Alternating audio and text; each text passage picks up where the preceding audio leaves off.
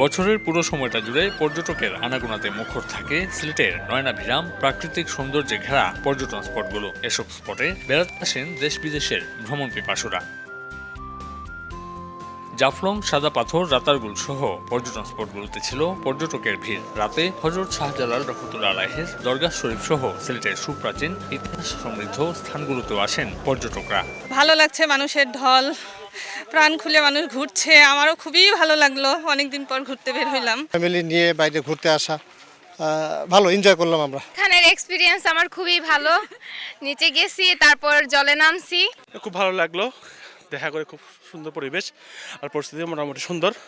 আমাদের ডিফেন্সের লোকজন খুব সহযোগিতা করতেছে, মোটামুটি ভালোই আছে। ডিসেম্বর, জানুয়ারি, ফেব্রুয়ারি প্রচুর পরিমাণে টুরিস্ট স্পটে বেড়াতে এসেছে এবং তারা নিরাপত্তা, তাদের যা যা দরকার ছিল সবগুলি আমরা দিতে সমর্থ হয়েছি। চলতি মৌসুমে কাঙ্ক্ষিত ব্যবসা হয়েছে বলে জানিয়েছেন হোটেল মোটেল মালিক ও ক্ষুদ্র ব্যবসায়ীরা।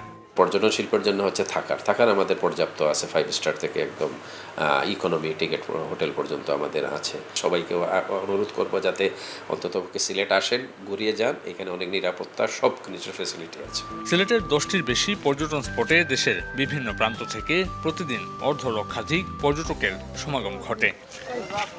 দেশের পরিস্থিতি যেমনই হোক, ব্যস্ততম জীবনের কোলাহলকে ছাপিয়ে মানুষ চেষ্টা করেন একটু স্বস্তির নিঃশ্বাস ফেলতে। আর সে কারণেই ভ্রমণ, এবং এই ভ্রমণের সুযোগ তৈরিতে সরকারেরও আছে অনন্য ভূমিকা, এটি মনে করছেন দর্শনার্থীরা। আমিনুল ইসলাম, সময় সংবাদ, সিলেট।